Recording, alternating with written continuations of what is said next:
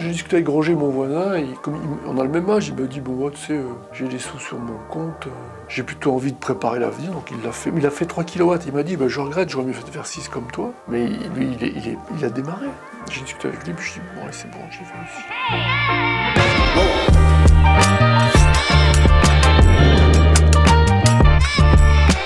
Bonjour, donc je m'appelle Georges Merlot, j'ai 60 ans.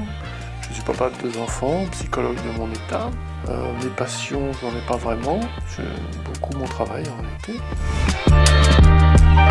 Moi, je suis ingénieur de formation, donc j'ai toujours été pro-nucléaire, parce que c'est la première énergie décarbonée, et la France est le champion du monde de nucléaire. Mais j'ai bien conscience que le nucléaire n'est pas accepté par la population. Donc j'ai étudié un peu le sujet des énergies renouvelables, qui sont malheureusement fluctuantes. Et donc je me suis dit que si en adaptant un peu ma consommation et en autoproduisant, je pouvais faire des économies de facture, mais c'est pas trop ça mon but. C'est plutôt une démarche de décarbonation. C'est-à-dire que moi je commence par la voiture électrique, j'ai acheté une voiture électrique. Après le pas suivant c'est les panneaux. Et ensuite le pas suivant c'est changer les chaudières. Mais l'investissement n'est pas le même en réalité. Parce que moi j'ai une chaudière qui est de 2016, donc elle n'est pas usée du tout.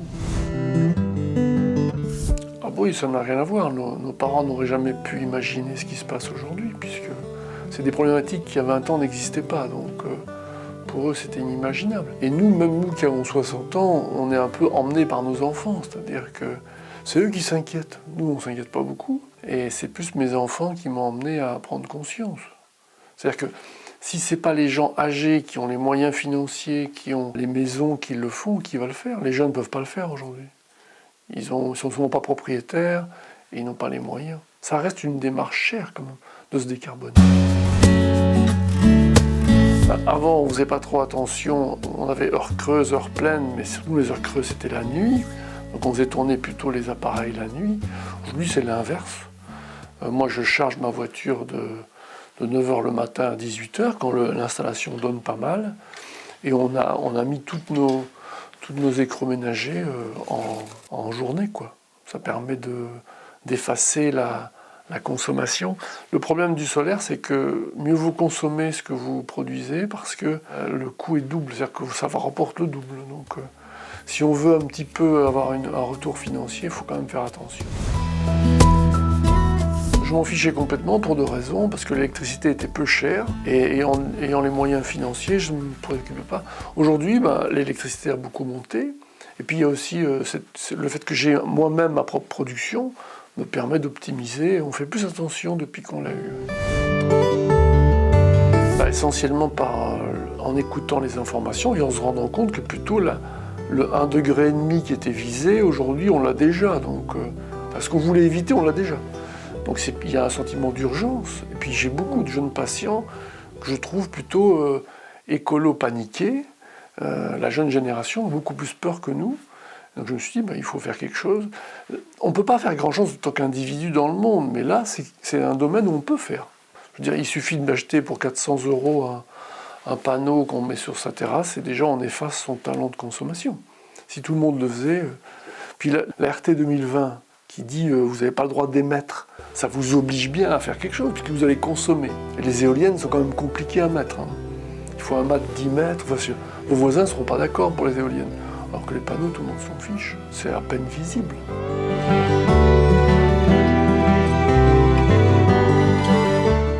La guerre en Ukraine a beaucoup joué.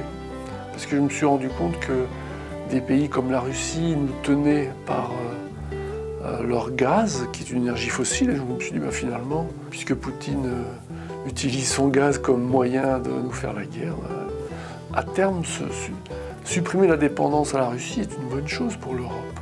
Si on faisait nous-mêmes notre énergie, Non, c'était naturel, parce que du moment que vous avez une voiture électrique, vous n'allez plus à la pompe à essence, et donc vous commencez à vous dire, ok, donc je consomme beaucoup plus d'électricité maintenant que j'ai une voiture électrique, donc le lien à comment je peux la faire, il est naturel. Moi, c'est plutôt venu par la voiture électrique. Et après, quand j'ai fait mon solaire, je me suis dit, c'est quoi le pas suivant? Parce qu'on prend goût. Le pas suivant, c'est changer la chaudière. Et avoir une pompe à chaleur qui permet d'utiliser au maximum mon électricité produite. Mais globalement, par exemple, ici, j'ai une climatisation. L'été, ce sont mes panneaux qui vont vont faire marcher la clim. Donc comme quoi on peut avoir une conscience écologique et ne pas sacrifier son confort. Ça, la décroissance, ça sert à rien.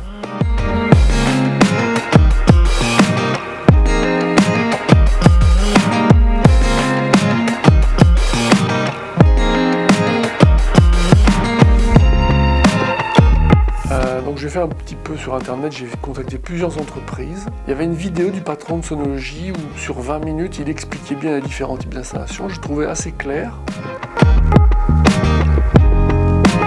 Comme vous pouvez le constater, c'est une 6 kW.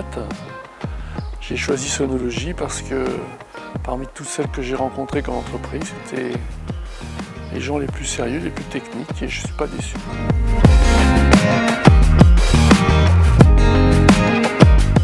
Sonologie avait aussi un avantage, c'est qu'il proposait essentiellement de travailler avec des couvreurs.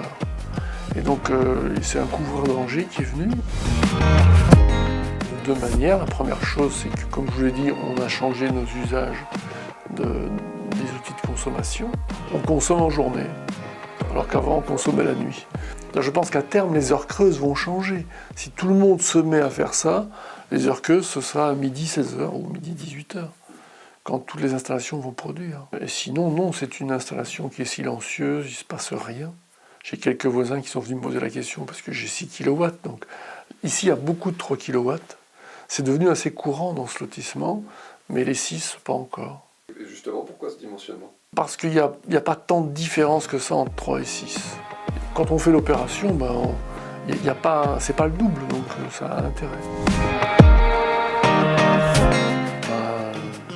Sauf la satisfaction de produire ma propre électricité.